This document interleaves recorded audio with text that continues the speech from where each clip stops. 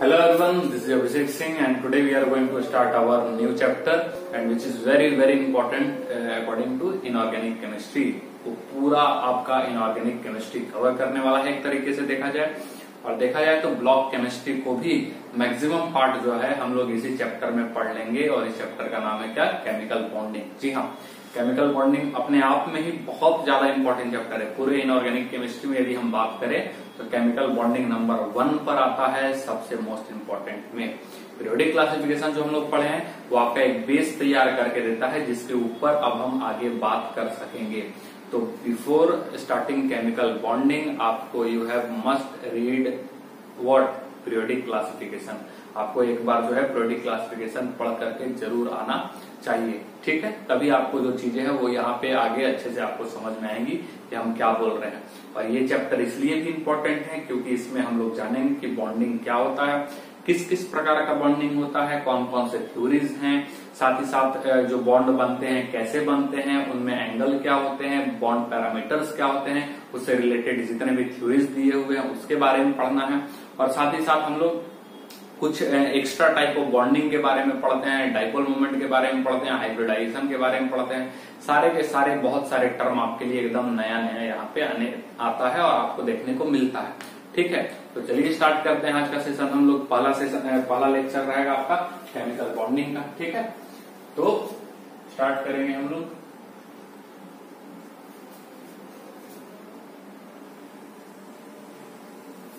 ठीक है, तो चैप्टर का नाम अपना क्या है बेटा? Chemical bonding. केमिकल बॉन्डिंग, ठीक है? चैप्टर का नाम क्या है? Chemical bonding. सबसे पहले हम आपको ये बता देते हैं ओवरव्यू यानी इस चैप्टर में, चूंकि चैप्टर बहुत बड़ा है ये, ठीक है, और बहुत इंपॉर्टेंट भी है, ठीक? क्या देखने वाले हैं हम लोग? केमिकल बॉन्डिंग के बारे में। चैप्टर बहुत बड़ा है, अब क्या क्या इसमें टॉपिक्स है, सब टॉपिक्स है, वो हम आपको बताते हैं, ठीक है? तो एक तरह से सब टॉपिक हम लिख रहे हैं, ठीक है?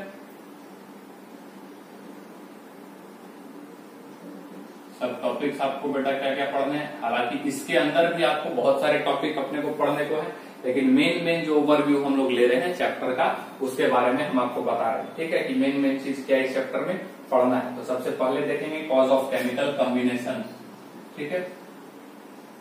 कॉज ऑफ केमिकल कॉम्बिनेशन, ठीक है? दूसरा जो हम लोग देखने वाले हैं different types of bond, different types of bond, ठीक है? तीसरा, ठीक है, थर्ड जो हम लोग देखने वाले हैं, अब मतलब इसी में यदि हम लोग डिफरेंट टाइप्स ऑफ बॉन्ड में ही बात करें तो इसमें हम लोग देख लेंगे आयोनिक बॉन्ड, ए जो रहेगा ionic bond, B covalent bond, ठीक है?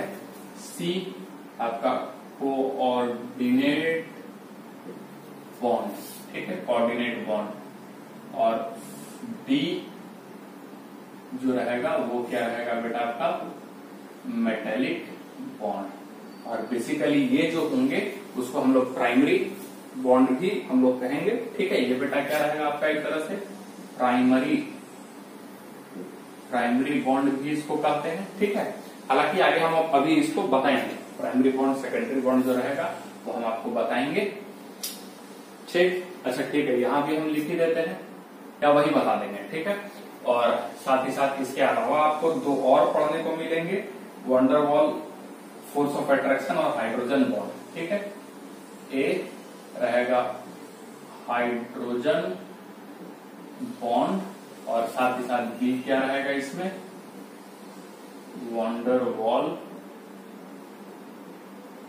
फोर्स ऑफ अट्रैक्शन, ठीक है? वंडरवॉल फोर्स ऑफ अट्रैक्शन ये रहेगा।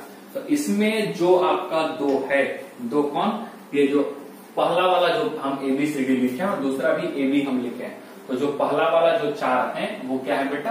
वो है प्राइमरी बॉन्ड्स, और दूसरे वाले जो 2 है वो क्या है? Secondary bond. अब ये क्या होता है प्राइमरी बॉन्ड सेकेंडरी बॉन्ड, उसके बारे में भी जानेंगे।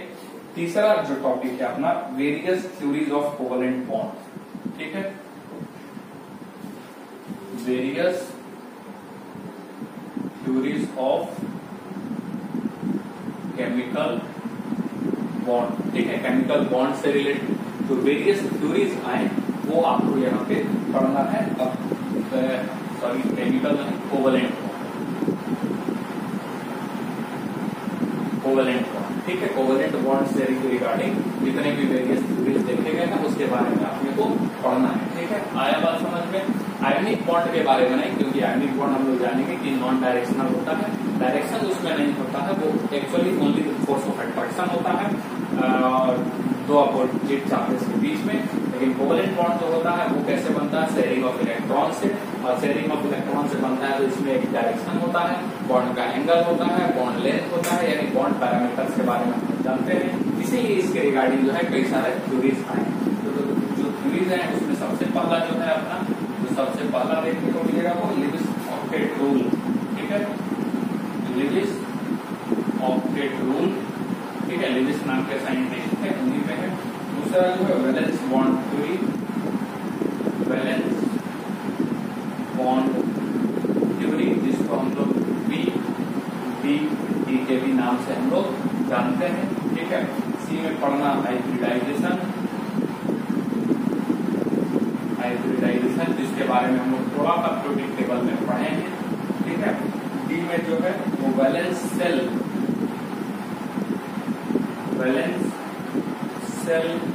Electron pair repulsion theory. ठीक है, valence shell electron pair repulsion. ठीक है, रिपल्सन थ्योरी। ठीक है, जिसको हम लोग VSEPR थ्योरी भी कहते हैं। ठीक है, VSEPR वस्पर थ्योरी भी हम लोग कहते हैं। Is that clear? और ई में जो बेटा है वो molecular orbital theory, molecular orbital theory के बारे में पढ़ेंगे, जिसको हम लोग क्या बोलते हैं?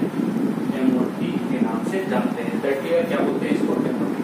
और जिसमें यदि हम बात करें तो जो आपका ये वाला है नंबर डी है और नंबर जो ई है, यानी कि valence shell electron pair repulsion theory और molecular orbital theory, chemical bonding में भी बात करें तो अधिकांश रूप से यहाँ से ही क्वेश्चन आते हैं। आ रहा बात समझ में? अधिकांश रूप से यहीं से आपको क्वेश्चन देखने को मिलते हैं। तो ध्यान में रखिए, ये जो वेरियस थ्योरीज है इसमें ये वाला जो थ्योरी है वो बहुत ही ज्यादा इंपॉर्टेंट है।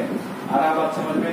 इसके बाद अपने को पढ़ने को मिलेगा, यानी फोर्थ चीज जो हम लोग देखेंगे वो देखेंगे रेजोनेंस। फिफ्थ जो चीज होगा वो बॉन्ड पैरामीटर्स। बॉन्ड पैरामीटर्स में क्या देखेंगे? बॉन्ड लेंथ, ठीक है, बॉन्ड एंगल, बॉन्ड लेंथ के बारे में थोड़ा सा हम लोग पीरियोडिक क्लासिफिकेशन में देखे थे। ठीक है, बॉन्ड एनर्जी, ठीक है, इन सब के बारे में देखेंगे। उसके बाद सिक्स्थ में क्या देखेंगे हम लोग बेटा? पोलैरिटी ऑफ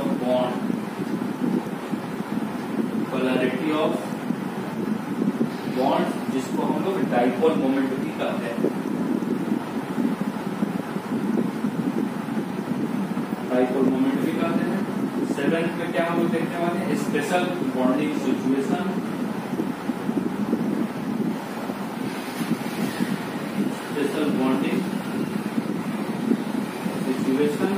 जिसमें हम लोग देखने वाले हैं बैक बॉन्डिंग को। ठीक है, साथ ही साथ थ्री सेंटर्ड टू इलेक्ट्रॉन किस तरीके से होता है? 3C2E, three centred two electron, और साथ ही साथ three centred 4 electron, 3C4 electron. ये क्या चीज है उसके बारे में। 8वां नंबर हम लोग देखने वाले हैं हाइड्रोजन बॉन्ड। ठीक है, हाइड्रोजन बॉन्ड, यहाँ जो हाइड्रोजन बॉन्ड है वही वाला चीज है। ठीक है, हाइड्रोजन बॉन्ड। और 9th देखने वाले हैं वीक फोर्सेस में जो आपका वंडरवाल फोर्स ऑफ अट्रैक्शन है, ये भी क्या बेटा? वीक फोर्सेस है। उसी प्रकार से डाइपोल इंटरेक्शन, ठीक है, डाइपोल इंड्यूस्ड इंटरेक्शन, यानी कि उससे उसमें भी जितने पार्ट्स है वो हम लोग वीक प्रोसेस में देखने वाले हैं। ठीक है, हाइड्रोजन बॉन्ड भी 2 तरीके के हो जाते हैं, इंट्रा एक इंटर, तो वो भी जो है intramolecular hydrogen bonding, intermolecular hydrogen bonding, तो उसका भी डिटेल्ड एनालिसिस हम लोग उसी टॉपिक में करने वाले हैं। और 10वां जो है वो अपना हो जाएगा हाइड्रोलिसिस ऑफ कंपाउंड। क्या देखने वाले हैं? Hydrolysis of compound. तो मुख्य तौर पे ये आपके जो 10 टॉपिक हैं, और ये 10 टॉपिक भी जो बहुत ज्यादा इंपॉर्टेंट है, कहने का मतलब ये हो गया कि ये सारे टॉपिक्स इस चैप्टर में हम लोग देखने वाले हैं एक एक करके। इसमें भी सबके सब टॉपिक्स है, यानी कि इसके अंदर भी कई सारे पार्ट्स हैं, जैसे कि बॉन्ड पैरामीटर से कहें तो उसमें bond length, bond angle, bond energy, bond strength, वो सारी चीजें आ जाती हैं। यदि हाइब्रिडाइजेशन ही बोले तो उसमें हाइब्रिडाइजेशन होता क्या है, हाइब्रिडाइजेशन कितने टाइप्स के होते हैं, सारे टाइप्स के हम लोग हाइब्रिडाइजेशन यहाँ पे डिस्कस करने वाले हैं। ठीक है, valence shell electron pair repulsion क्या होता है, उसका क्या एप्लीकेशन है, उसका क्या ड्रॉबैक है, यदि कुछ है तो वो हम लोग सारा कुछ देखने वाले हैं। मॉलिक्यूलर ऑर्बिटल थ्योरी क्या है, रेजोनेंस क्या है, हाइड्रोजन बॉन्ड क्या है, स्पेशल बॉन्डिंग सिचुएशन क्या है, उसमें भी हम कुछ यहाँ पे लिखे हैं। और यहाँ पर एक चीज और बता दें कि इस पूरे चैप्टर में हम लोग यदि हम बात करें तो जितने भी मॉलिक्यूल हैं पूरे केमिस्ट्री में जो अपने को पढ़ना है, इनऑर्गेनिक केमिस्ट्री में मैक्सिमम मान के रखेंगे कि 90% कंपाउंड के बारे में हम लोग यहाँ पे पढ़ लेंगे। ठीक है, 90% चीजें जो है हम लोग यहाँ पे कवर अप करेंगे, इसीलिए चैप्टर थोड़ा सा लंबा जा सकता है। ठीक है, लेकिन जो अपने को सीखने को मिलेगा तो पूरा इनऑर्गेनिक केमिस्ट्री एक तरह से आपको कवर करता हुआ नजर आएगा इस चैप्टर में। बात रही ब्लॉक केमिस्ट्री के, यानी कि एस ब्लॉक के बारे में, पी ब्लॉक के बारे में, डी एंड एफ ब्लॉक के बारे में, तो उसके बारे में हम लोग पीरियोडिक क्लासिफिकेशन में थोड़ा थोड़ा इंट्रोडक्शन ले चुके हैं। इंट्रोडक्टरी पार्ट, हाँ, उस पर अपने को चैप्टर भी है पूरा 11 प्लस 12। 11 में केवल आपको एस ब्लॉक पढ़ना है और साथ ही साथ क्या पढ़ना है, पी ब्लॉक। पी ब्लॉक आधा पढ़ना है और पी ब्लॉक का बचा हुआ पार्ट, और साथ ही साथ डी एंड एफ ब्लॉक को कहाँ पढ़ना है आपको, यस, क्लास 12 में। तो उसका भी हम लोग कई सारा चीज जो है वो केमिकल बॉन्डिंग में कवर अप करेंगे, और फिर जब वो चैप्टर देखेंगे तो आपको बड़ा ही आसान तरीके से नजर आता हुआ लगेगा और समय भी कम लगेगा। तो ये चैप्टर समय तो लेता है, लेकिन पूरा इनऑर्गेनिक केमिस्ट्री जो है आपका मजबूत करता हुआ एक फ्रेम में डालते हुए जो है वो चलता है। ठीक है, और ये स्टार्ट करते हैं केमिकल बॉन्ड। सबसे पहले कि केमिकल बॉन्ड होता क्या है। ठीक है, ये जेम्स बॉन्ड नहीं है। ठीक है, 007 ये जेम्स बॉन्ड से भी खतरनाक है और घातक है, ये बात ध्यान में रखना है। ठीक है, अपना जो जेम्स बॉन्ड है उससे भी ये खतरनाक है काफी। तो केमिकल बॉन्ड क्या होता है बेसिकली, तो बेसिकली दो सबसे पहले तो इसकी जरूरत क्यों पड़ी, केमिकल बॉन्ड की आखिर जरूरत क्यों पड़ी। बाकी एलिमेंट्स जो है वो पीरियोडिक टेबल में तो अपने को अलग अलग सिंगल सिंगल नजर आ रहे हैं। ठीक है, लेकिन यदि हम बाकी कंपाउंड्स की बात करें तो उसमें दो एलिमेंट्स जो है, दो एटम जो आपस में मिल जाते हैं, एक कहते हैं कि हम लोग एक बॉन्ड का फॉर्मेशन करते हैं। तो आखिर जरूरत क्या है, वो बॉन्ड होता क्या है और उसकी क्या जरूरत है। तो बॉन्ड बेसिकली क्या होता है, दो एटम्स के बीच में एक फोर्स ऑफ अट्रैक्शन होता है। बॉन्ड क्या होता है, दो एटम्स के बीच में, दो एलिमेंट के एटम्स के बीच में फोर्स ऑफ अट्रैक्शन होता है, जिसके कारण वो दोनों आते हैं, और उसी फोर्स ऑफ अट्रैक्शन को हम लोग क्या बोलते हैं, केमिकल बॉन्ड के नाम से जानते हैं। ठीक है, एक चीज तो ये क्लियर हुआ। दूसरी, इसकी जरूरत क्यों पड़ी, तो जाहिर सी बात है कि कुछ होता है तो उसके पीछे कोई ना कोई क्या होता है, कोई ना कोई उसका रीजन होता है। ठीक है, उसका नीड होता है। दो एटम आपस में आपने सामने आए तो उनका भी कुछ नीड होगा। तो नीड क्या है भाई, हम लोग ये चीज जानते हैं कि नोबल गैस जो होता है, जो ग्रुप 18 में, ठीक है, नोबल गैस ग्रुप 18 में, और मेंडलिव्स के अनुसार ग्रुप 0 में, जो रामसेन नाम के साइंटिस्ट ने दिया था। तो वो जो एलिमेंट्स होते हैं वो बॉन्डिंग नहीं करते हैं, यानी कि वो बॉन्ड फॉर्मेशन नहीं करते हैं, एक्सेप्ट जेनन वगैरह है, तो उसको हम लोग बाद में स्टडी करेंगे, उसको भी हम लोग स्टडी करेंगे, इसी चैप्टर में देखने वाले हैं। तो कह सकते हैं कि नोबल गैसेस जो होते हैं वो बॉन्डिंग नहीं करते हैं, केमिकल बॉन्ड का फॉर्मेशन नहीं करते हैं। उसके पीछे रीजन ये है कि उनका जो ऑक्टेट होता है, ठीक है, आउटर मोड जो सेल होता है, आउटर मोड जो आपका कह सकते हैं कि वैलेंस सेल होता है, उसमें जो इलेक्ट्रॉन्स होते हैं वो 8 इलेक्ट्रॉन कंप्लीट रहते हैं, यानी कि एक तरह से वो नोबल गैस इलेक्ट्रॉनिक कॉन्फ़िगरेशन को अचीव कर सकते हैं, कर चुके होते हैं, यानी कि वो एक तरह से स्टेबिलिटी को गेन कर चुके होते हैं। आम जीवन में भी हर एक लोगों को स्टेबिलिटी की जरूरत होती है। कोई पैसा कमा रहा है तो स्टेबिलिटी के लिए, कोई कुछ कर रहा है तो स्टेबिलिटी के लिए, वो क्या चाहता है, स्टेबिलिटी। एक बात और ध्यान में रख लेना है, स्टेबिलिटी का केमिस्ट्री में मतलब होता है मोर स्टेबिलिटी लेस इनर्जी। कहीं पे लिखा होगा को लिख लीजिएगा, मोर स्टेबिलिटी लेस एनर्जी। जितना ज्यादा एनर्जी होगा उतना ज्यादा वो अनस्टेबल होगा, जितना कम एनर्जी होगा उतना ही ज्यादा वो क्या होगा, स्टेबल होगा। आप ऐसा समझो कि आपको यदि हम 4 दिन तक खाना ना दें तो आप क्या हो जाओगे, बेड पे फ्लैट हो जाओगे, आपका एनर्जी क्या हो जाएगा, एकदम लो, और आपकी स्टेबिलिटी बढ़ जाएगी। ठीक है, आप स्टेबल हो जाओगे, इधर उधर भाग नहीं सकते। तो वही चीज आपको यहाँ भी अप्लाई करना है, क्या कि जितना ज्यादा स्टेबिलिटी होगा उतना ही कम एनर्जी लगेगी, कम एनर्जी होगी। और ये फुल केमिस्ट्री में सारे जगह एप्लीकेबल होगा, कोई एक्सेप्शन का चीज नहीं है, इसी फंडे पे सारा कुछ चलता है। तो एक तरह से हम बॉन्ड की भी बात करें तो ऑक्टेट तो कंप्लीट करना ही है, और ऑक्टेट कंप्लीट करके अपने एनर्जी को क्या करना है, कम करना है। तो जितना कम एनर्जी उसमें होगा उतना ही ज्यादा हम कह सकते हैं कि वो क्या होगा, स्टेबल बॉन्ड का फॉर्मेशन करता है। Is that clear? उतना ही ज्यादा स्टेबल बॉन्ड का वो क्या करेगा, फॉर्मेशन करेगा। आई बात समझ में क्लियर है? अब हम लोग डेफिनेशन के थ्रू चलते हैं, केमिकल बॉन्ड क्या होता है। ठीक है, हम लिख रहे हैं यहाँ पे केमिकल बॉन्ड। सबसे पहले केमिकल बॉन्ड, ठीक है, तो नोट्स भी बना रहा है। Attractive force which holds together, ठीक है, attractive force which hold together, ठीक है, टू और मोर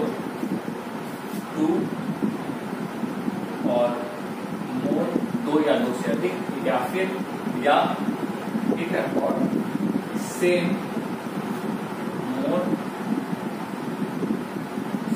और डिफरेंट, यानी कि दो या दो से अधिक जो होंगे वो सेम भी हो सकते हैं और डिफरेंट भी हो सकते हैं।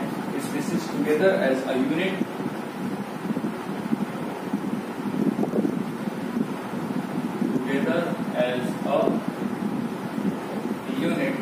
ठीक है, which is responsible for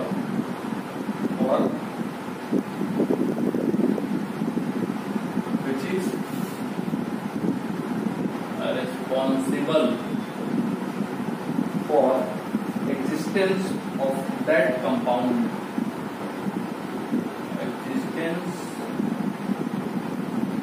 that compound, is known as chemical bond, not James bond। ठीक है, यहाँ क्या है, ये केमिकल बॉन्ड है बच्चा। ठीक है, ये क्या है बेटा, केमिकल बॉन्ड। क्या बोला कि अट्रैक्टिव फोर्स जो होगा वो दो स्पीसीज को या दो से ज्यादा स्पीसीज को, वो स्पीसीज सेम भी हो सकते हैं, डिफरेंट भी हो सकते हैं, उनको एक जगह लाएगा, होल्ड टुगेदर करेगा, और उसी एक एग्जिस्टेंस को क्या हम लोग बोलते हैं, और उसी एक एग्जिस्टेंस में कंपाउंड का फॉर्मेशन होता है या फिर मॉलिक्यूल का फॉर्मेशन होता है, और उसी चीज को हम लोग क्या बोलते हैं, केमिकल बॉन्ड कहते हैं। उसी चीज को हम लोग क्या बोलते हैं, केमिकल बॉन्ड कहते हैं। और यहाँ पे जो अपना स्पीसीज है, ठीक है, क्या लिखे हैं, डिफरेंट स्पीसीज, और यहाँ पे स्पीसीज का मतलब जो होगा, ठीक है, स्पीसीज का मतलब जो होगा बेटा वो होगा एटम्स हो सकते हैं, ठीक है, आयन्स हो सकते हैं, या फिर क्या हो सकते हैं आपका मॉलिक्यूल्स, और मॉलिक्यूल्स हो सकते हैं। ठीक है, एटम्स, आयन्स, या फिर क्या हो सकते हैं, मॉलिक्यूल्स हो सकते हैं। आई बात समझ में? अब इसके आगे अब हम लोग क्या देखने वाले हैं, कॉज ऑफ केमिकल कॉम्बिनेशन। ठीक है, कॉज ऑफ केमिकल कॉम्बिनेशन, ये जो ऊपर अपना पहला टॉपिक लिखा हुआ था वो अब हम लोग देखने जा रहे हैं, कॉज ऑफ केमिकल कॉम्बिनेशन। ठीक है, तो क्या है cause of chemical combination? Cause of chemical combination यानी कि बॉन्ड किस तरीके से बन रहा है, उसका रीजन क्या है। तो सबसे पहला जो हम लोग देखेंगे टू कंप्लीट देयर ऑक्टेट, पहला जो रीजन है केमिकल कॉम्बिनेशन का, टू कंप्लीट देयर ऑक्टेट। ठीक है, क्या है, कंप्लीट देयर ऑक्टेट, और ये ड्यूप्लेट रहेगा in case of H, in case of H. ठीक है, एच के केस में क्या रहेगा, ड्यूप्लेट की बात करेंगे हम लोग। ठीक है, और नहीं तो फिर क्या होगा, वो ऑक्टेट कंप्लीट करेगा। तो ये शुरू में ही हम बोले हैं कि ऑक्टेट कोई भी एलिमेंट जो होता है वो क्या करता है, ऑक्टेट कंप्लीट करता है। यदि नोबल गैस की हम बात करें तो नोबल गैस का ऑक्टेट पहले से कंप्लीट रहता है, हीलियम का डबलेट कंप्लीट रहता है, और बाकी सारे जो एलिमेंट्स रहते हैं उनका ऑक्टेट कंप्लीट नहीं रहता है, और हाइड्रोजन के केस में डबलेट कंप्लीट नहीं रहता है। तो नोबल गैस इलेक्ट्रॉनिक कॉन्फ़िगरेशन जो होता है बेसिकली स्टेबल कॉन्फ़िगरेशन होता है, वो स्टेबिलिटी को गेन करता है। इसीलिए बाकी एलिमेंट्स भी क्या चाहते हैं, किसी भी तरीके से इलेक्ट्रॉन को गेन करके, इलेक्ट्रॉन को लूज करके या फिर इलेक्ट्रॉन को शेयर करके अपना ऑक्टेट कंप्लीट करे। आई बात समझ में, किसी भी तरीके से वो क्या चाहते हैं, ऑक्टेट कंप्लीट करना। तो ये पहला केमिकल कॉम्बिनेशन का रीजन है टू कंप्लीट देयर ऑक्टेट, ठीक है। और इसमें हम क्या लिखेंगे, इट इज फाउंड दैट, ठीक है, it is found that inert gases have NH2 NP6 electronic configuration,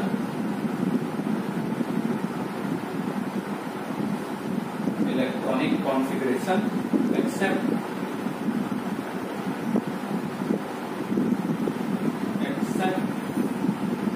helium, ठीक है, that is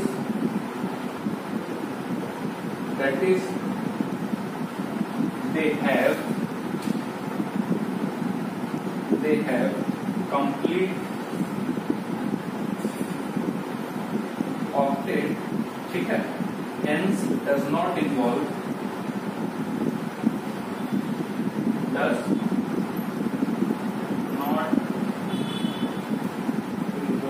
in bond formation process, ठीक है, that is NH2 NP6 is a stable electronic configuration, ठीक है, and in the order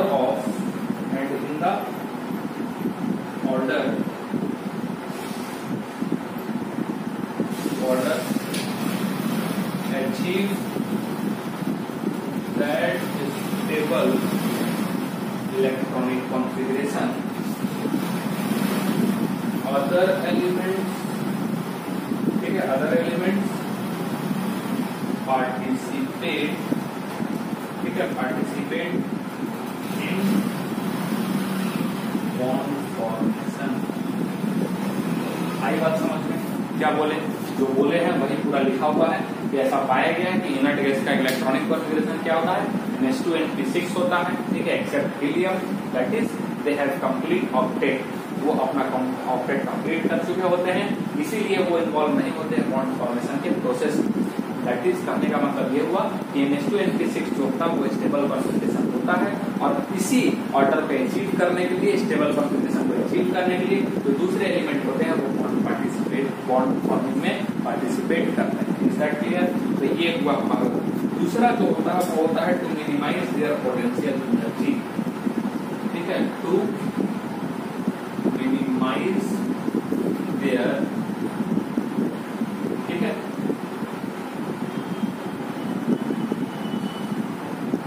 potential, ठीक है, potential energy, to minimise their potential energy. Is that clear? To minimize their potential energy. अब बात को समझेंगे कि पोटेंशियल एनर्जी की क्या बात करें। To minimise their potential energy, हम मान लेते हैं ये बेटा क्या है, आपका मार्कर है, ठीक है, ये मार्कर है, इसको हम लोग क्या कर रहे हैं, मान लेते हैं हम ग्राउंड के रिस्पेक्ट में एक्सीलरेशन ड्यू टू ग्रेविटी थोड़ा सा ऊपर, इतना ऊपर रखते हैं, ठीक है, नजर आ रहा है, यस नजर आ रहा होगा, इतना ऊपर रखते हैं, ठीक है, तो इसका कुछ क्या होगा, पोटेंशियल एनर्जी हो, ठीक है। अब ग्राउंड के रिस्पेक्ट में यदि हम थोड़ा और ऊपर ले जाएं तो हाइट क्या हो जाएगा, बढ़ जाएगा, potential energy according to acceleration due to gravity क्या हो जाएगा, mgh हो जाता है। तो m क्या है, इस मार्कर का मास क्या है, फिक्स है, एक्सीलरेशन ड्यू टू ग्रेविटी भी क्या है बेटा, फिक्स है, और हम क्या चेंज कर रहे हैं, किसमें चेंजेस ला रहे हैं, इसके हाइट में, किसमें चेंजेस ला रहे हैं, हाइट में। तो जितना ज्यादा हम लोग हाइट बढ़ाते जाएंगे उतना ही ज्यादा इसका पोटेंशियल एनर्जी क्या होते जाएगा, बढ़ते जाएगा। यानी कि जितना ये ऊपर जाएगा इसमें क्या होगा, अनस्टेबिलिटी आएगी। ठीक है, इस मार्कर में क्या आएगा, अनस्टेबिलिटी आएगी। और जितना नीचे आएगा, एक तरह से हम इसको ग्राउंड पे रख दे तो इसका हाइट क्या हो जाएगा, 0 हो जाएगा, पोटेंशियल एनर्जी एकदम कम हो जाएगा और इसकी मार्कर की स्टेबिलिटी क्या हो जाएगी, बढ़ जाएगी। अब गिरेगा ही नहीं, अब तो एक ग्राउंड पे आ गया। तो कहने का मतलब कि वही कि जो एटम्स होते हैं वो भी अपना पोटेंशियल एनर्जी, जो अपना एक तरह से एनर्जी जो है वो क्या करते हैं, मिनिमाइज करते हैं। ठीक है, बॉन्ड का फॉर्मेशन करके अपने पोटेंशियल एनर्जी को क्या कर लेते हैं, वो मिनिमाइज करते हैं। इसीलिए यानी कि पोटेंशियल एनर्जी को मिनिमाइज करने के लिए ही, एनर्जी को कम करने के लिए ही वो क्या करते हैं बेटा, बॉन्ड का फॉर्मेशन में पार्टिसिपेट करते हैं। आई बात समझ में आपको? तो यही है, इसमें तो क्या लिखेंगे, it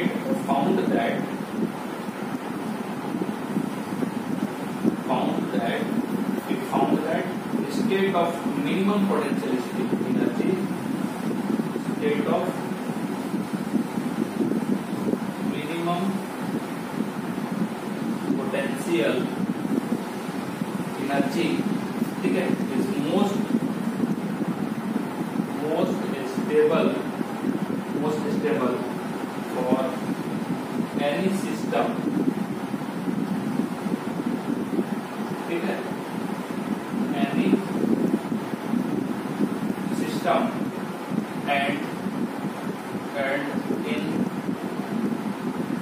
order to obtain that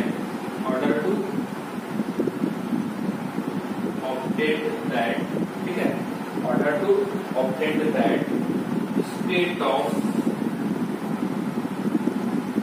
minimum potential energy, elements involved in bond formation process.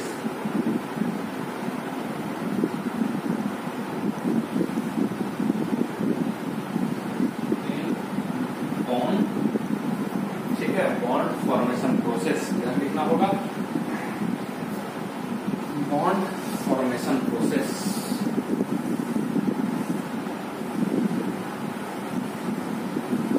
ठीक है, तो क्या हम बोले, इट इज फाउंड दैट, देखा गया है कि मिनिमम पोटेंशियल एनर्जी जो होता है वो मोस्ट स्टेबल होता है और एनी सिस्टम, किसी भी सिस्टम के लिए इसी को ऑब्टेन करने के लिए, मिनिमम एनर्जी के पोटेंशियल एनर्जी को ये करने के लिए, ऑब्टेन करने के लिए एलिमेंट्स जो होते हैं वो किसमें पार्टिसिपेट करते हैं, किसमें इन्वॉल्व होते हैं, yes, formation of bond, bond formation में क्या करते हैं, वो पार्टिसिपेट करते हैं।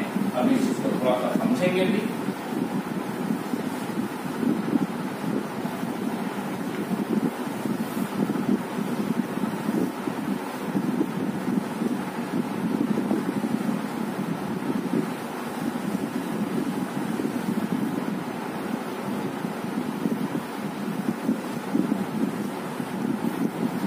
ठीक है, क्या बोल रहा है, जैसे कि हम मान ले ये बेटा क्या है आपका ए और ये आपका क्या है बी है, ये क्या है ए और बी, और दोनों के बीच में जो डिस्टेंस है वो क्या है, वेरी लार्ज, क्या कह सकते हैं, वेरी लार्ज डिस्टेंस। ठीक है, very large distance according to electrostatic, पढ़े थे ना किसमें हम लोग, यस, एटॉमिक स्टेटमेंट। इलेक्ट्रोस्टैटिक के आधार पे यानी कि जब चार्ज की बात हो तब पोटेंशियल एनर्जी का जो फॉर्मूला होता है, ठीक है, पोटेंशियल एनर्जी का उस कंडीशन में फॉर्मूला क्या हो जाता है, KQ1 Q2 by R, क्या हो जाता है बेटा, KQ1 Q2 by R उस कंडीशन में। ठीक है, तो यहाँ पे जो डिस्टेंस है, यदि ए और बी अपना सामने आए, अभी क्या है, ए और बी क्या है, काफी दूरी पे है, ठीक है, काफी दूरी पे है, यानी कि हम कह सकते हैं कि आर यहाँ पे हम लोग क्या मान के रख रहे हैं, इंफिनिटी, आर हम लोग क्या मान के रख रहे हैं, इंफिनिटी। ठीक है, काफी दूरी पे है, लार्ज डिस्टेंस पे है, लेकिन जब वो ए और बी, ठीक है, यही जो ए है और यही जो बी है वो क्या आने लगे, सामने आने लगे। जैसे ही ए और बी सामने आएंगे, तो मान लेते हैं कि इसका क्या है, इसका आपका मान लेते हैं कि अंदर में क्या रहेगा, न्यूट्रॉन रहेगा, ठीक है, सॉरी रेडियस रहेगा, ठीक, रेडियस रहेगा। ये रेडियस हम किसकी बात कर रहे हैं, ये ऐसा कर देते हैं कि ये जो है वो रहेगा ए का और ये वाला बेटा रहेगा किसका, न्यूक्लियस, एन हम क्या लिख रहे हैं, न्यूक्लियस, एन न्यूट्रॉन नहीं, एन न्यूक्लियस ऑफ ए, और ये क्या रहेगा बेटा, न्यूक्लियस ऑफ बी। ठीक है, ये क्या रहेगा न्यूक्लियस ऑफ ए और ये क्या रहेगा न्यूक्लियस ऑफ बी, और न्यूक्लियस के साथ साथ इस एटम में क्या रहेगा इलेक्ट्रॉन, ठीक है, इलेक्ट्रॉन ऑफ ए और ये क्या रहेगा बेटा इलेक्ट्रॉन ऑफ बी, ये क्या रहेगा electron of B. Is that clear? तो इन दोनों न्यूक्लियस, अच्छा ये जो न्यूक्लियस है ई का उसका अट्रैक्शन किससे होगा, इसके साथ, और इसका जो न्यूक्लियस है उसका अट्रैक्शन किसके साथ होगा, इस वाला इलेक्ट्रॉन के साथ होगा, ठीक है। तो यहाँ पे जो ए है, ठीक है, वो क्या है अट्रैक्शन, और यहाँ भी जो ए लिख रहे हैं वो बेटा क्या है अट्रैक्शन, ठीक है। लेकिन ये न्यूक्लियस और ये न्यूक्लियस के बीच में जो क्या होगा बेटा रिपल्सन, क्या होगा रिपल्सन, और इस ए और बी के बीच में क्या होगा बेटा आपका रिपल्सन। आई बात समझ में? तो बात यहाँ ये है कि यदि अट्रैक्टिव फोर्स और रिपल्सिव फोर्स दोनों एक साथ काम कर रहे हैं, ठीक है, अट्रैक्टिव फोर्स और रिपल्सिव फोर्स दोनों क्या हो रहे हैं काम कर रहे हैं, इसका न्यूक्लियस का जो न्यूक्लियस जो है इस वाले एटम के इलेक्ट्रॉन के साथ अट्रैक्ट करेगा और ये न्यूक्लियस इस वाले इलेक्ट्रॉन के साथ अट्रैक्शन होगा, लेकिन ये इलेक्ट्रॉन के बीच में क्या होगा रिपल्सन, और ये न्यूक्लियस और ये न्यूक्लियस के बीच में बेटा क्या होगा आपका रिपल्सन। तो कहने के बात है कि एटम्स एक दूसरे के सामने तभी आएंगे जब अट्रैक्टिव फोर्स डोमिनेटिंग होगा रिपल्सिव फोर्स के, यानी कि यदि देखा जा रहा है कि एटम्स आर कमिंग क्लोजर, ठीक है, यदि देखा जा रहा है एटम्स आर कमिंग क्लोजर, इसका मतलब क्या हो रहा है, इसका मतलब हो रहा है कि अट्रैक्टिव फोर्स, ठीक है, अट्रैक्टिव फोर्स जो हो रहा है वो ज्यादा हो रहा है किससे, रिपल्सिव फोर्स से, किससे ज्यादा हो रहा है बेटा रिपल्सिव फोर्स से, ये रीजन हो रहा है, तभी जो है वो एक दूसरे के नजदीक आ रहे हैं। और इन state of minimum potential energy, यदि हम मिनिमम पोटेंशियल एनर्जी की बात करें, इन state of minimum potential energy, यदि हम पोटेंशियल एनर्जी की बात करें तो वो भी बेटा क्या होगा उस समय, ठीक है, मिनिमम पोटेंशियल एनर्जी के रिस्पेक्ट में यदि हम बात करें तो attractive force is equal to क्या हो जाएगा बेटा रिपल्सिव फोर्स, यानी दोनों क्या हो जाएंगे एक दूसरे के बराबर हो जाएंगे, अट्रैक्टिव फोर्स और रिपल्सिव फोर्स क्या हो जाएगा एक दूसरे के क्या हो जाएंगे बराबर हो जाएंगे। Is that clear? आ रहा बात समझ में? अब यदि हम एटम के डिस्टेंस को बात करें, यानी कि आपस में क्या हो गए क्लोज हो गए, जो नजदीक आ गए, तो उनके बीच में जो अब दूरी है, उनके बीच में जो भी दूरी, अब एकदम तो नजदीक नहीं आएंगे, क्यों? क्योंकि अभी तो अट्रैक्टिव फोर्स क्या हो रहा है, अट्रैक्टिव फोर्स क्या कर रहा है, वो डोमिनेटिंग फैक्टर है, ठीक है, अट्रैक्टिव फोर्स क्या है डोमिनेटिंग फैक्टर है। लेकिन जितना आप यदि नजदीक लाओगे, एक्स्ट्रा एनर्जी देकर के यदि आप उसको नजदीक लाओगे तो वो अट्रैक्टिव फोर्स अब डोमिनेटिंग नहीं हो करके रिपल्सिव फोर्स डोमिनेटिंग हो जाएगा, क्योंकि न्यूक्लियस क्या हो रहे हैं आपस में सामने आएंगे, इलेक्ट्रॉन भी आपस में सामने आएंगे। स्टार्टिंग में क्या आपका डोमिनेटिंग फैक्टर रहा है अट्रैक्टिव फोर्स, लेकिन धीरे से जैसे ही आप एक्स्ट्रा एनर्जी देकर के दोनों को और सामने लाओगे तो वहां पे फिर रिपल्सन होना चालू हो जाएगा दोनों न्यूक्लियस के बीच में और इलेक्ट्रॉन के बीच में। तो उस कंडीशन में आपका जो है वो रिपल्सिव फोर्स बढ़ता हुआ चला जाएगा। आया बात समझ में? तो वैसा तो हम लोग करेंगे नहीं, और जो कहने का मतलब है कि अट्रैक्टिव फोर्स से एटम जितना नजदीक आया होगा, तो जितना भी नजदीक आया होगा तो उनके बीच में कुछ ना कुछ दूरी तो होगी, और वही दूरी क्या कहलाएगा बेटा आपका बॉन्ड लेंथ, यानी कि एटम्स का जो डिस्टेंस होगा वही बेटा आपका क्या कहलाएगा बॉन्ड लेंथ, वही आपका क्या कहलाएगा। और जो एनर्जी होगा वही आपका क्या कहलाएगा बॉन्ड एनर्जी, ठीक है, वही आपका क्या कहलाएगा बॉन्ड एनर्जी। आया बात समझ में? क्लियर है? इस तरीके से काम हो रहा है। अब इस पे यदि हम एक ग्राफ की बात करें, ठीक है, देखें ये जो हम बात कर रहे हैं उस पे एक ग्राफ देखेंगे।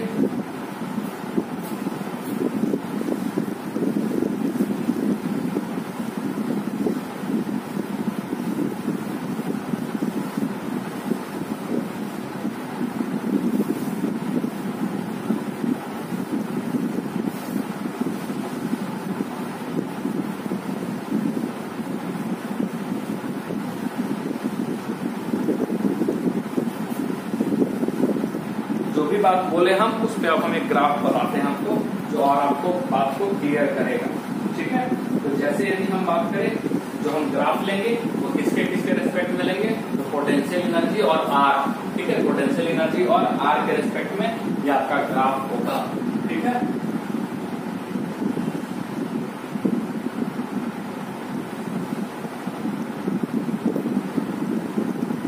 ठीक, और ये आपका रहेगा 0, ये बेटा आपका क्या रहेगा पोटेंशियल एनर्जी, ठीक है, और ये आपका क्या रहेगा आर, ये आपका क्या रहेगा आर।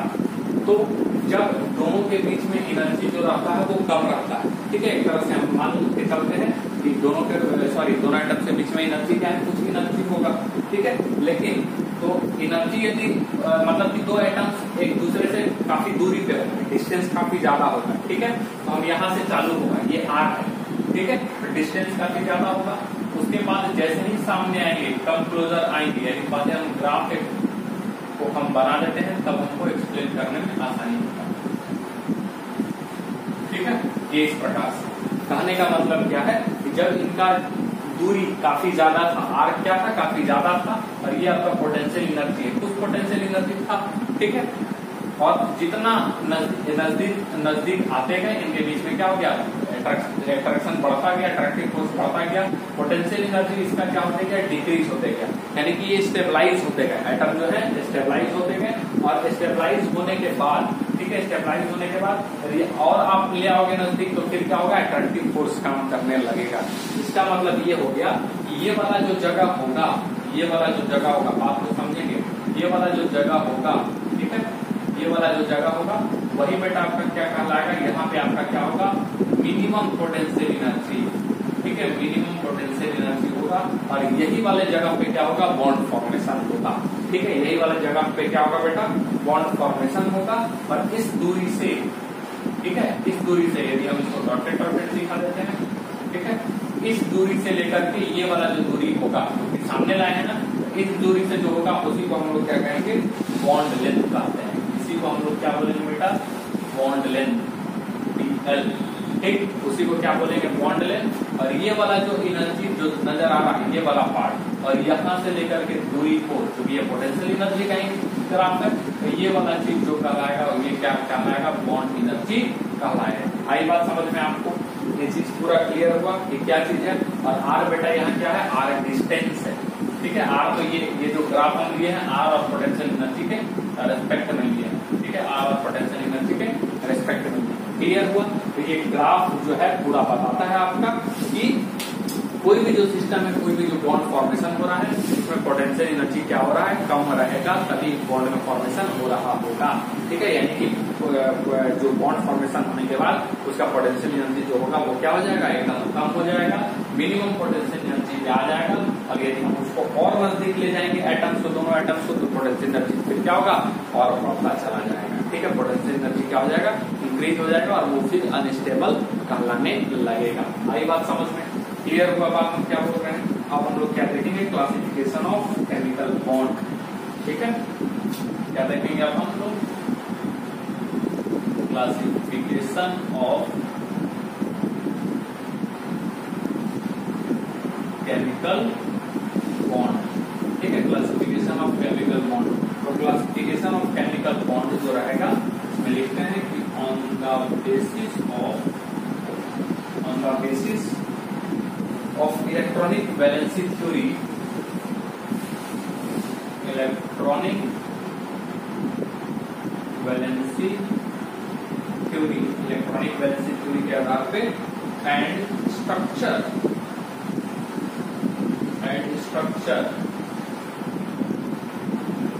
ठीक है, इलेक्ट्रॉनिक वैलेंसी थ्योरी के आधार पर और स्ट्रक्चर के आधार पर जो क्लासिफिकेशन होगा, ठीक है, केमिकल बॉन्ड्स आर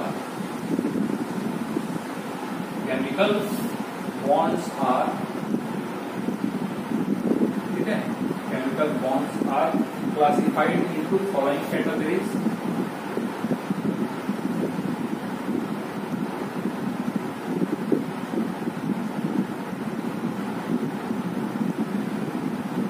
ठीक है, फॉलोइंग कैटेगरीज में इनको क्लासिफाई किया गया है। अब उनका क्लासिफिकेशन कुछ इस प्रकार से होगा, ठीक है, दो पार्ट में हम लोग ले रहे हैं, ठीक है, पहला को कहेंगे हम लोग इंटर एटॉमिक इंटर एटॉमिक, ठीक है। और जो दूसरा होगा उसको कहते हैं हम लोग इंटर मॉलिक्यूलर,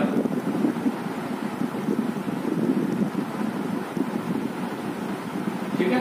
यानी जो बॉन्ड है केमिकल बॉन्ड पर, उसको दो पार्ट में हम लोग दो तरीके का केमिकल बॉन्ड हम लोग देखेंगे, स्टडी करेंगे उस पर।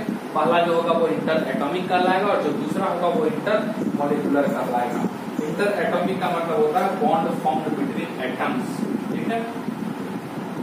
बॉन्ड फॉर्म्ड बिटवीन एटम्स, ठीक है। इंटर एटॉमिक मतलब बॉन्ड फॉर्म्ड किसमें होगा, एटम्स के बीच में, यानी कि जस्ट एलिमेंट, वो एलिमेंट का जो एटम होगा, एटम एटम मिलकर के क्या करेगा, आपका बॉन्ड का फॉर्मेशन करेगा, वो क्या कहलाएगा आपका इंटर एटॉमिक। और मॉलिक्यूल इंटर मॉलिक्यूलर क्या कहलाएगा, ये एटम एटम मिलकर के जो मॉलिक्यूल बनाए, ठीक है, ये एटम एटम मिलकर के क्या बनाए, कोई मॉलिक्यूल बना दी और उससे जो बनेगा, ठीक है, बॉन्ड फॉर्म्ड बिटवीन मॉलिक्यूल्स, ये क्या हो जाएगा, बॉन्ड फॉर्म्ड बिटवीन मॉलिक्यूल्स। बात समझ में आया हम क्या बोले, ये जो है एटम एटम मिलकर के क्या बनाया, मॉलिक्यूल बनाया। और उन मॉलिक्यूल, वो मॉलिक्यूल जब आपस में मिलेंगे तो उससे जो बनेगा बॉन्ड, उसको क्या बोलेंगे, इंटर मॉलिक्यूलर बॉन्ड कहेंगे। यानी कि एटम के बीच में यदि बॉन्ड बनेगा तो उसको इंटर एटॉमिक में रखेंगे, और जब इंट्रा मॉलिक्यूलर होगा वो दो मॉलिक्यूल के बीच में जब बॉन्ड बनेगा तो उसको हम लोग क्या कहेंगे, intra molecule, sorry inter molecule कहेंगे। और इंटर एटॉमिक को ही हम लोग प्राइमरी बॉन्ड कहते हैं, जो स्टार्टिंग में बताए थे जो चार, वही हम प्राइमरी बॉन्ड, तो यही बेटा क्या कहलाएंगे आपके, और प्राइमरी बॉन्ड, तो यही बेटा आपका क्या कहलाएंगे, यही आपके प्राइमरी बॉन्ड कहलाएंगे। और प्राइमरी बॉन्ड जो होता है वो क्या होता है, स्ट्रॉन्ग होता है, ठीक है। प्राइमरी बॉन्ड क्या होता है, स्ट्रॉन्ग। और ये इंटर मॉलिक्यूलर वाला जो होगा इसको हम लोग क्या कहेंगे, सेकेंडरी बॉन्ड, सेकेंडरी बॉन्ड। और ये आपका क्या होता है, वीक बॉन्ड में आता है। आया बात समझ में, ये कौन सेकेंडरी बॉन्ड होता है, कौन प्राइमरी बॉन्ड। अब इसके 4 टाइप होंगे, ठीक है, ये वाला, और वो 2 टाइप इसी के नीचे आपको बनाना है, अब इधर लिखेंगे।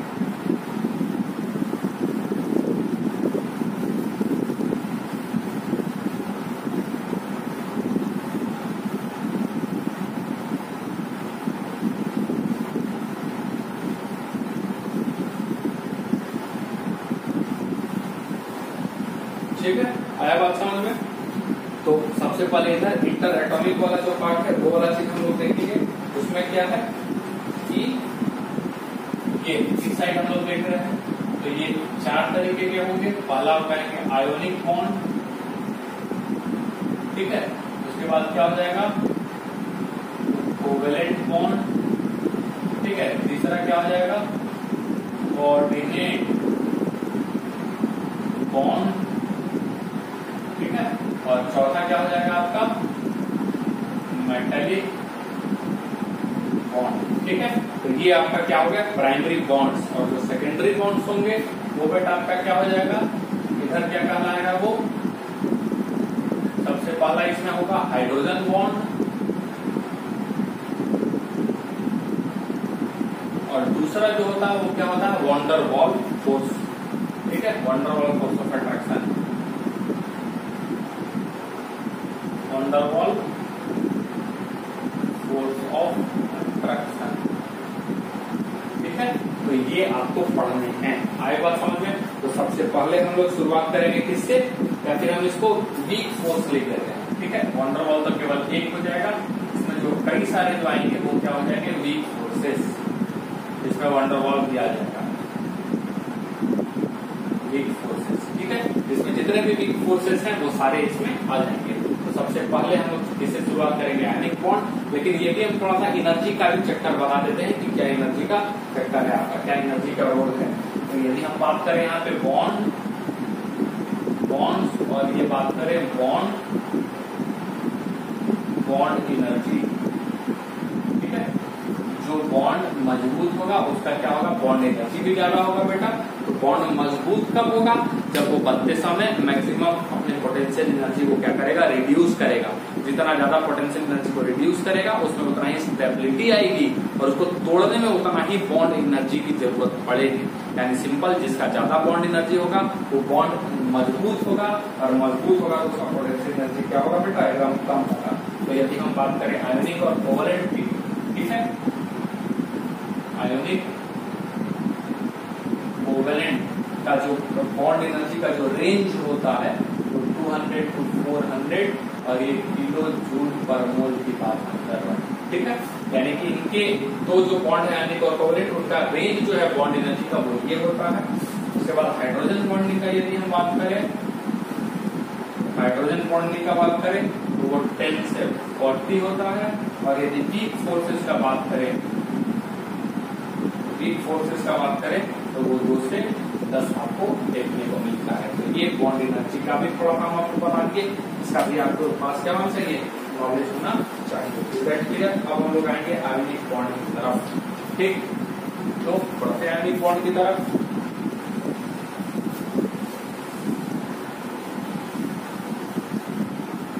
बेसिक केमिस्ट्री में भी आपको हम आयोनिक बॉन्ड के बारे में नॉलेज दिए हैं, ठीक है। क्या होता है ionic bond?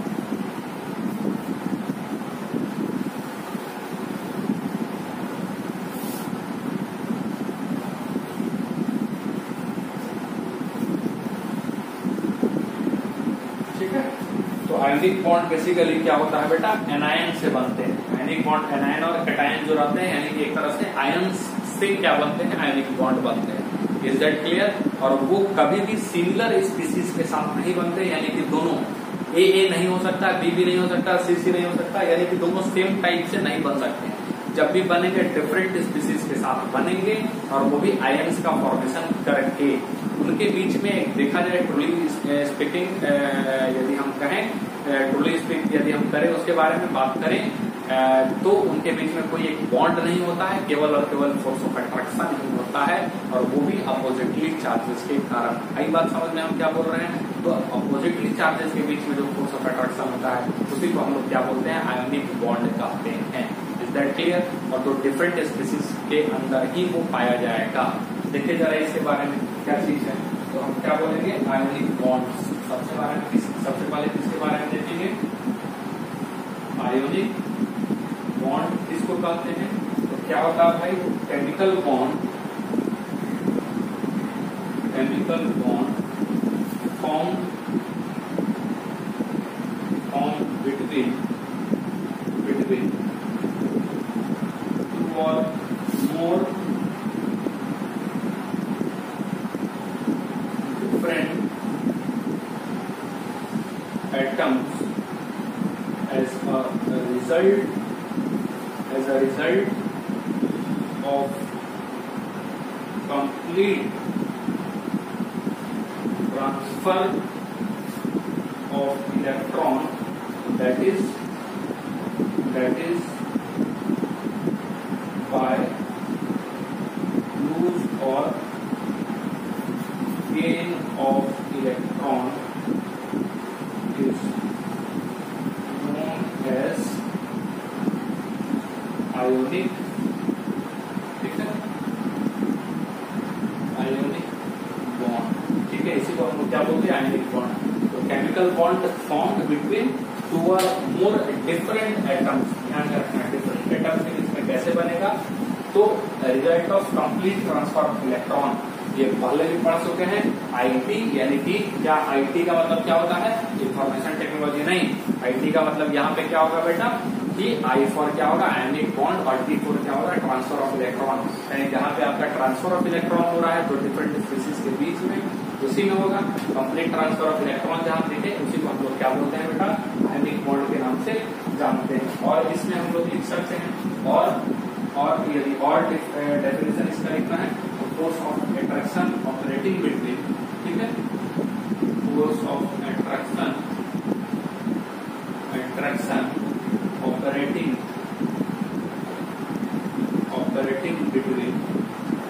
Operating between cation and anion, ठीक है, इज नोन एज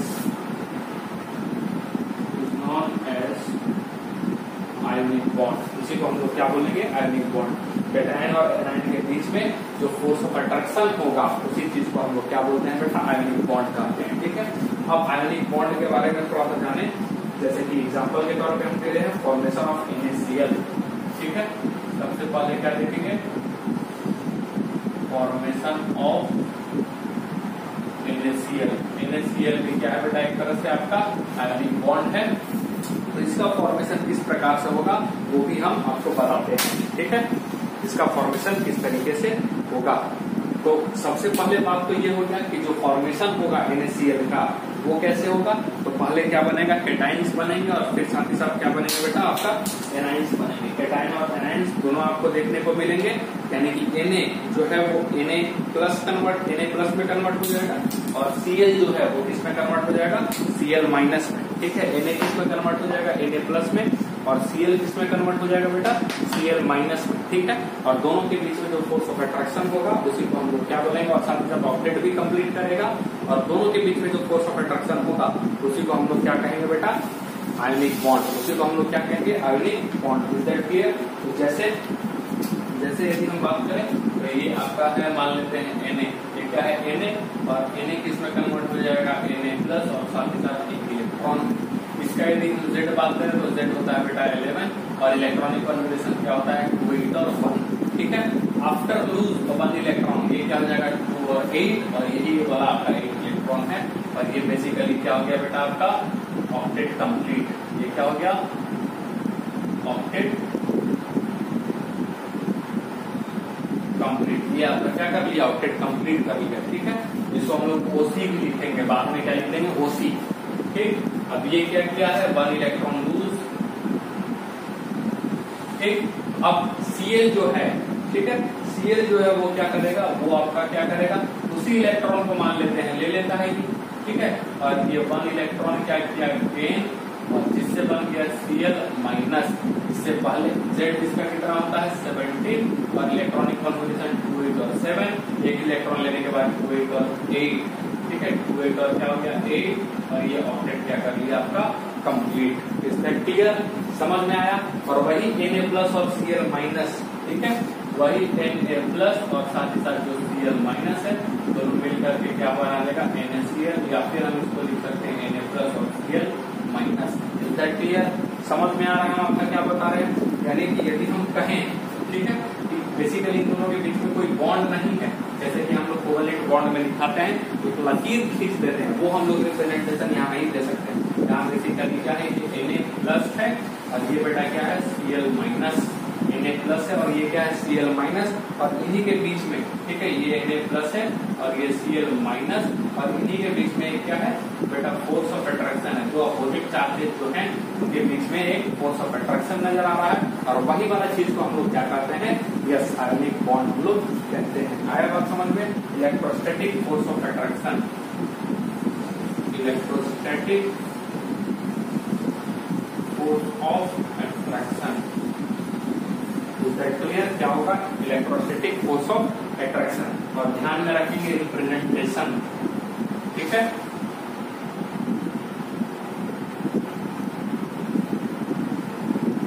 रिप्रेजेंटेशन जो होगा वो NaCl लिख सकते हैं, Na प्लस Cl माइनस लिख सकते हैं, लेकिन NaCl ये गलत हो जाएगा क्योंकि इसके बीच में कोई बॉन्ड नहीं है, एक इलेक्ट्रॉन का या 2 इलेक्ट्रॉन का शेयरिंग नहीं है, तो ये गलत होगा। ये जो है वो सही है, ये भी रिप्रेजेंटेशन सही होगा। ये चीज ध्यान में रखना है, इतना बारीक जो है वो कहीं नहीं बताया जाता, आपको एक एक चीज बारीक सारी चीज आपको क्या कर रहे हैं बता रहे हैं, तो ध्यान में रखेंगे।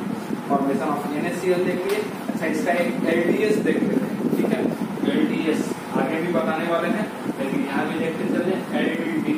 LDS बेटा क्या होता है, Lewis dot structure. Lewis dot structure, outermost electron को डॉट में रिप्रेजेंट करना, that is called Lewis dot structure होगा। Representation of outermost electron. ठीक है, सो आउटर मोस्ट इलेक्ट्रॉन, इसमें होता क्या है, सो आउटर मोस्ट इलेक्ट्रॉन। ठीक है, आउटर मोस्ट इलेक्ट्रॉन को आप क्या करेंगे बेटा, शो करेंगे।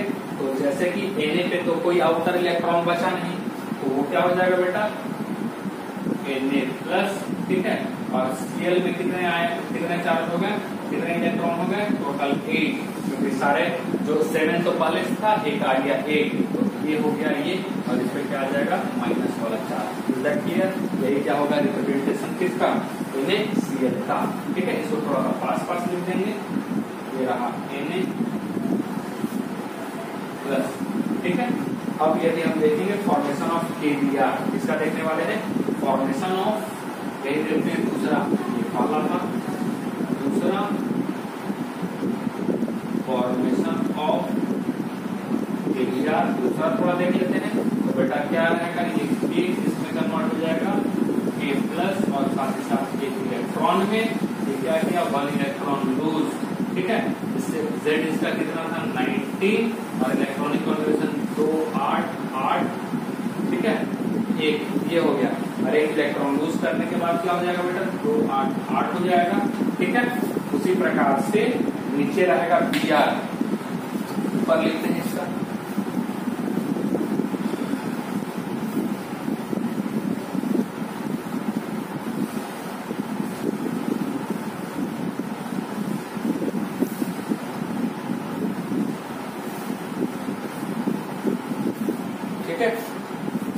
नीचे क्या है बेटा Br।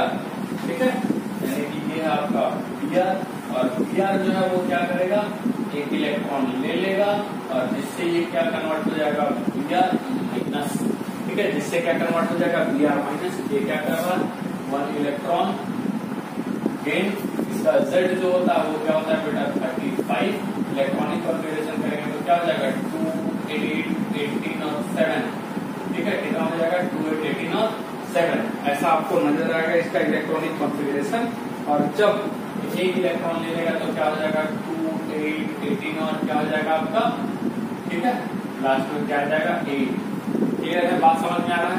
तो फिर यही वाला K प्लस और साथ ही साथ Br माइनस मिलकर के क्या बना देंगे KBr, या फिर आप क्या बोलोगे, इसके जगह पे बोल सकते हो K प्लस Br माइनस। ठीक है, और इसका यदि हम लोग LDS देखें, ठीक है, क्या देखें LDS देखें, तो बेटा क्या हो जाएगा, ये हो जाएगा K प्लस, ठीक है, और ये आपका Br में 1 2 3 4 5 6 7 8 Br माइनस। समझ में क्या हो जाएगा K प्लस और Br माइनस। अब बोलोगे सर ये तो दोनों सेम टाइप के हो गए, कोई डिफरेंट टाइप भी दिखाओ, तो चलो भाई हम आपको दिखाते हैं। एक चार्ज का हो गया, 2 चार्ज का दिखाओ यदि कुछ हो सकता है। तो दूसरा हम लोग तीसरा एग्जाम्पल ले रहे हैं, फॉर्मेशन ऑफ MgO। ठीक है, मैग्नीशियम ऑक्साइड का फॉर्मेशन, तो ये बेटा Mg है, क्या करेगा ये 2 इलेक्ट्रॉन, ठीक है, Mg+2 और साथ ही साथ 2 इलेक्ट्रॉन लूज करेगा, 2 इलेक्ट्रॉन लूज। ठीक है, तो पहले इसका Z कितना होता है, Z होता है 12, कॉन्फिगरेशन 2 8 और 2 होता है। 2 इलेक्ट्रॉन लूज करने के बाद क्या हो गया 2 8, यानी कि ऑक्टेट कंप्लीट। हम कोसी लिखते रहे, ऑक्टेट कंप्लीट, ठीक है, कोसी ऑक्टेट कंप्लीट, ठीक है, ऑक्टेट कंप्लीट हो गया। और यहाँ पे हम बात करें O का, ठीक है, तो O इलेक्ट्रॉन लिया, कितना इलेक्ट्रॉन 2 इलेक्ट्रॉन, 2 इलेक्ट्रॉन गेन हो रहा है इसमें, और जिससे क्या बन जाएगा O-2। और इससे पहले इसका Z बराबर कितना होता है 6 और 8, कॉन्फिगरेशन तो 2 6, और अब हो जाएगा 2 और 8। Is that clear?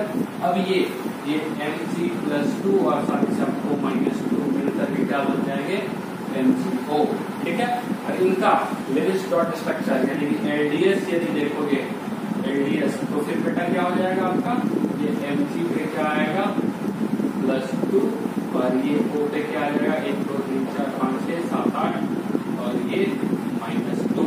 ठीक है, और दोनों इलेक्ट्रिकली क्या हो गया बेटा न्यूट्रल। और ध्यान में रखना है एक चीज, कि जो आयनिक कंपाउंड होंगे वो इलेक्ट्रिकली न्यूट्रल होंगे। कंपाउंड वो एक पार्ट नहीं, क्योंकि एक पार्ट तो चार्जेबल होगा, चाहे हम Na+ की बात करें चाहे हम Cl- की बात करें, तो एक पार्ट होगा वो क्या होगा बेटा चार्जेबल होगा। लेकिन दूसरा वाला पार्ट यदि हम कहें तो दूसरा वाला पार्ट भी चार्जेबल, लेकिन दोनों मिल करके प्लस माइनस क्या हो जाएंगे इलेक्ट्रिकली न्यूट्रल। अब 2 चार्ज वाला भी हो गया। अब आप कहोगे सर दोनों का चार्जिंग सेम आ रहा, इसमें भी 1 1 था, इसमें भी 2 2 था। अब वैसा देखो जिसमें दोनों का चार्जेस क्या हो गए अलग अलग, तो वो भी एग्जाम्पल है अपने पास, वो भी देखेंगे।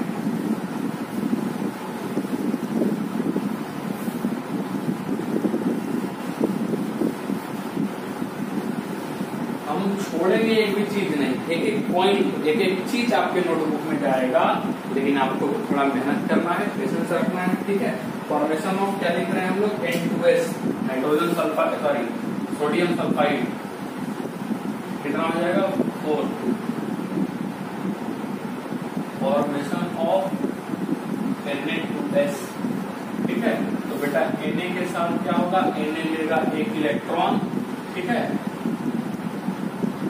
Na plus plus electron, 1 electron क्या होगा लूज, और इसका क्या था पहले 2 और 8 1, अब क्या हो जाएगा 2 और 8, यानी कि OC ऑक्टेट कंप्लीट, ठीक है। दूसरा जो Na, 2 Na है ना, तो दूसरा Na वाले के साथ भी वही होगा, 1 इलेक्ट्रॉन लूज, और इसका भी 2 8 और 1 था, और ये हो जाएगा Na प्लस, और साथ साथ 1 इलेक्ट्रॉन, और हो जाएगा 2 8 और 2 C। इज दैट क्लियर, समझ में आ रहा है, क्लियर है ना। ठीक, अब जो सल्फर है, ठीक है, सल्फर क्या करेगा, वही एक इलेक्ट्रॉन और एक इलेक्ट्रॉन ये 2 इलेक्ट्रॉन को ले लेगा, ठीक है, 2 इलेक्ट्रॉन गेन, और ये क्या बन जाएगा S-2। इसका Z बराबर कितना होता है 16, कॉन्फिगरेशन करेंगे 2 8 और 6 होगा, ऑक्सीजन फैमिली का है, सेम कॉन्फिगरेशन होगा, और लास्ट में 6, और इसका क्या हो जाएगा 2 8 और 8, 2 इलेक्ट्रॉन लेके, ठीक है। तो इसका कैसे बनेगा, ये रहेगा Na प्लस, ठीक है, साथ ही साथ क्या Na प्लस, और साथ ही साथ S-2, तो ये क्या बन जाएगा Na2S, ये बनता हुआ नजर आएगा। आया बात समझ में। LDS की बात करें, LDS की यदि बात करें बेटा, तो LDS आपका कैसा नजर आएगा, ये आएगा आपका Na प्लस, ठीक है, यहाँ भी लिख देते हैं Na प्लस, और ये आपका क्या हो जाएगा बेटा S-2, ठीक है, 1 2 3 4 5 6 7 8 S-, ये नजर इसका आएगा LDS। LDS बनाना बहुत आसान है, जितना बाहर में जो इलेक्ट्रॉन है उसी को आपको क्या करना है, रिप्रेजेंट करना है। इसके बारे में भी हम लोग पूरा देखेंगे यूनिट डॉट स्ट्रक्चर के बारे में। हालांकि पहले से ही बात आते चले तो कोई बुराई नहीं है, कोई हानिकारक नहीं है, ऐसा नहीं है कि आपको क्या हो जाएगा, आपको जर्म्स लग जाएंगे, आपको कीटाणु लग जाएंगे, ऐसा कुछ होने वाला नहीं है, ठीक है। तो जितना चीज हम लोग सीखेंगे उतना ज्यादा फायदेमंद रहेगा हमारे लिए। अब आप कहोगे चलो सर चार्ज भी डिफरेंट हो गया, अब थोड़ा और वेरिएशन थोड़ा सा और दिखाएं हम, तो एक हम आपको लिख देते हैं फॉर्मेशन ऑफ मैग्नीशियम नाइट्राइड, इसके बारे में देखेंगे, ठीक है, जो आपका 5th रहेगा। फॉर्मेशन ऑफ, और वेराइटी दिखाते हैं, ये फॉर्मेशन ऑफ मैग्नीशियम नाइट्राइड। आप बोलोगे सर इसका तो फॉर्मूला भी हमको नहीं पता है, कैसे बनेगा, ये सब तो चलिए आसान था। तो मैग्नीशियम नाइट्राइड कैसे बनता है, वो मैग्नीशियम है और क्या है आपका नाइट्राइड वाला ग्रुप है, ठीक है, नाइट्रोजन है बेसिकली। तो किस प्रकार से बनेगा वो भी हम आपको बता देते हैं। हालांकि फॉर्मूला आगे तो हम लिख देते हैं Mg3N2, लेकिन फॉर्मूला भी कैसे बनेगा और इनऑर्गेनिक का किस तरीके से नोमेनक्लेचर होता है इस चैप्टर में भी हम लोग देखने वाले हैं। हर एक इनऑर्गेनिक कंपाउंड का, ऑक्सी एसिड का नोमेनक्लेचर किस तरीके से होता है, किस तरीके से नाम लिखने वाले हैं, वो भी हम लोग इस चैप्टर में देखने वाले हैं। आया बात समझ में। तो जैसे ये अपना Mg था, एकदम सेम चलेंगे। Mg क्या करता है बेटा, 2 इलेक्ट्रॉन लूज कर देता है, ठीक है, तो क्या बन जाता है Mg+2, और साथ साथ क्या 2 इलेक्ट्रॉन ये, ठीक है। Z तो पता है 12 होता है, कॉन्फिगरेशन 2 8 और 2, अब क्या हो जाएगा 2 और 8 हो जाएगा। इज दैट क्लियर, समझ में आया। अब आ जाइए, ये जो अपना नाइट्रोजन रहेगा, ये नाइट्रोजन यही 2 इलेक्ट्रॉन को लेगा, ठीक है, और 2 इलेक्ट्रॉन क्या करेगा, ये गेन 2 इलेक्ट्रॉन गेन, और इससे क्या बन जाएगा N-, ठीक है, N-2 का फॉर्मेशन, ये सॉरी हाँ 2 इलेक्ट्रॉन ना Mg3 2 इलेक्ट्रॉन लिया, और ये हाँ ये क्या करेगा ना 3 इलेक्ट्रॉन लेगा, क्योंकि इसको ऑक्टेट कंप्लीट करना है ना। नाइट्रोजन का कितना होता है 7, यानी 2 और 5, तो 3 इलेक्ट्रॉन लेगा, तब ये बन जाएगा 2 और 8, ठीक ठीक है, यानी कि ये क्या हो जाएगा बेटा -3। Is that clear? समझ में आया? अपना अपना दोनों ऑक्टेट कंप्लीट कर लीजिए। चार्ज में आ गए। अब चार्ज में आने के बाद इस पे तो 2 चार्ज है और इस पे 3 चार्ज है। अब कैसे दोनों मैच करेंगे? क्योंकि हम क्या बोले कि इलेक्ट्रिकल न्यूट्रल होना चाहिए। क्या होना चाहिए? इलेक्ट्रिकल बेटा न्यूट्रलिटी को शो करना चाहिए, यानी कि दोनों का चार्जेस क्या होने चाहिए? बराबर। यहाँ तो बराबर हो नहीं रहा है, बाकी सारे जगह जो चार्ज थे वो क्या हो रहे थे बेटा? बराबर हो रहे थे, लेकिन यहाँ वो बराबर होता हुआ नजर नहीं आ रहा है। तब हम क्या करेंगे? इनके चार्ज को बराबर करेंगे। ठीक है, कैसे बराबर करेंगे? बस एक फॉर्मूला ध्यान में रखना है। सबसे पहले ये नोट करके ये आप लिखें। ठीक है, नोट करके ये लिखें कि any compound is electrical neutral. ठीक है, any ionic compound is electrical neutral. ठीक है, कोई भी आपकी कंपाउंड जो होगा बेटा वो क्या होगा? Electrical neutral. अब उस चीज को हम लोग क्या करेंगे? जैसे कि ये आपका आगे कैसे a पे -x, ठीक है, और मान लेते हैं कि b पे प्लस या -y, ऐसा दे देते हैं। ठीक है, मतलब a पे चार्ज है x और b पे चार्ज है बेटा y। a पे क्या चार्ज है? x और b पे आपका क्या चार्ज है? y।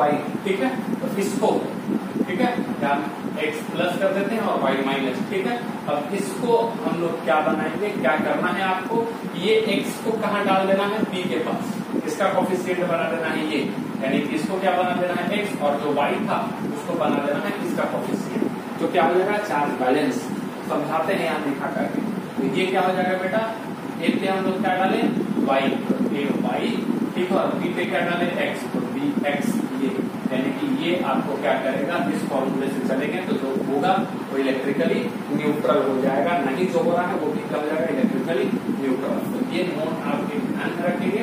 ठीक, अब यहाँ कैसे करेंगे? हम क्या बोले कि जो इसका चार्ज है उसका इसका कोफिशिएंट बनाओ, तो इसका चार्ज है उसको क्या करो? इसका कोफिशिएंट बनाओ। mg का चार्ज, अच्छा इसमें कितना चार्ज है? 3, तो इसका कोफिशिएंट बनाएंगे, यानी mg को क्या कर देंगे? 3। अब mg को 3 कर देंगे तो कितना इलेक्ट्रॉन लॉस करेगा? एक mg 2 इलेक्ट्रॉन, तो 3 mg कितना करेगा? 6 इलेक्ट्रॉन, तो 6 इलेक्ट्रॉन लॉस करेगा। तो यहाँ भी ये कितना आ जाएगा? 6 इलेक्ट्रॉन आ जाएगा। Is that clear? समझ में आया? 6 इलेक्ट्रॉन हो गए ना, और इस पे चार्ज कितना आ जाएगा? और यहाँ भी कितना आ जाएगा? 3 mg। ठीक है, तो 3 mg पे 1 mg पे +2 चार्ज, तो 3 mg पे टोटल चार्ज कितना हो गया? +6 चार्ज। नाइट्रोजन का आ जाएगी, तो नाइट्रोजन इसका कितना था? +2, तो यहाँ पे दे दो 2, तो यहाँ कितना हो जाएगा? कितना इलेक्ट्रॉन फिट हो जाएगा? 3 गुना 6 इलेक्ट्रॉन। ठीक है, कितना इलेक्ट्रॉन? 6 इलेक्ट्रॉन, और यहाँ भी क्या करेंगे? 2। ठीक है, तो टोटल कितना हो जाएगा? 2 3 जा 6 इलेक्ट्रॉन, यानी -3 यहाँ हो गया और +6 यहाँ पे हो गया, देखिए इलेक्ट्रिकली न्यूट्रल हो गया। यानी कि ओवरऑल यदि हम इसको कहें, यहाँ पे यदि हम लिखें, ठीक है, ओवरऑल यदि हम लिखें तो क्या हो जाएगा बेटा? 3mg+2, ठीक है, ये वाला 3mg+2 और plus 2m-3 is equal to क्या हो जाएगा? mg3n2। ये बेटा आपका किसका फॉर्मूला हो गया? Magnesium nitride. Is that clear? ये किसका फॉर्मूला हो गया? Magnesium nitride. कैसे हुआ समझ में आया? यदि हम इसको हटा भी दें तो चार्ज तो आ गया था ना अपने पास, इसके पास कितना? 2 और इसके पास कितना? 3। तो सिंपल इस 3 को हम कहाँ ले गए? यहाँ पे, और इस 2 को हम कहाँ ले गए? यहाँ पे, और ये आ गया 3mg और n2। आई थिंक आपको समझ में आएगा कि हम क्या बताना चाह रहे हैं, और ये इस बेसिस पे हम लोग ले जा रहे हैं। ठीक है, यानी कि अच्छा जहाँ पे ये कहाँ जरूरत पड़ा? जहाँ पे चार्ज अनइक्वल है। ठीक है, लेकिन जहाँ चार्ज इक्वल रहेगा, ठीक है, ये क्या हो गया? Unequal charge. ठीक है, अनइक्वल चार्ज के लिए ये कॉन्सेप्ट आया, लेकिन जहाँ चार्ज इक्वल है, इक्वल चार्ज में जैसे Na+ और साथ ही साथ Cl-, तो ये क्या बन जाएगा? NaCl। कुछ करने की तब जरूरत नहीं। ठीक है, Mg+2 और साथ साथ O-2 क्या हो जाएगा बेटा? MgO। Is that clear? और यदि हम ले लें तो Al+3, ठीक है, Al+3 और प्लस N3-, तो क्या हो जाएगा? Aln बन जाएगा। आया बात समझ में? तो इक्वल चार्ज में ये लगाने की जरूरत नहीं है, जहाँ अनइक्वल चार्ज लगेगा वहीं पे ये चीज लगेगा। और एक बात है, यदि हम ट्रूली स्पीकिंग, ये काफी इंपॉर्टेंट है, ध्यान रखना है। कई लोगों को ये तो पता भी नहीं होता है कि बॉन्ड बनता कैसे। ठीक है, तो एक चीज तो ये हो गया, इसमें भी यदि हम एक ट्रूली स्पीकिंग बात जो हम कर रहे हैं वो ये है कि आयनिक बॉन्ड कोई बॉन्ड नहीं होता है, वो केवल और केवल फोर्स ऑफ अट्रैक्शन है। एक नोट यहाँ भी आप लिख लें तो आपके कॉन्सेप्ट में इजाफा ही होगा, कम नहीं होगा। ट्रूली स्पीकिंग, ठीक है, truly speaking ionic bond is not a bond. Is not a bond. It is simply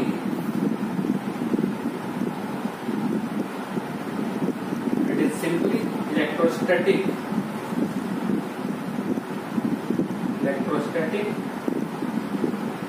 force of attraction.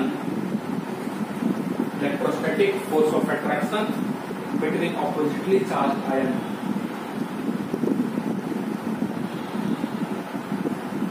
Oppositely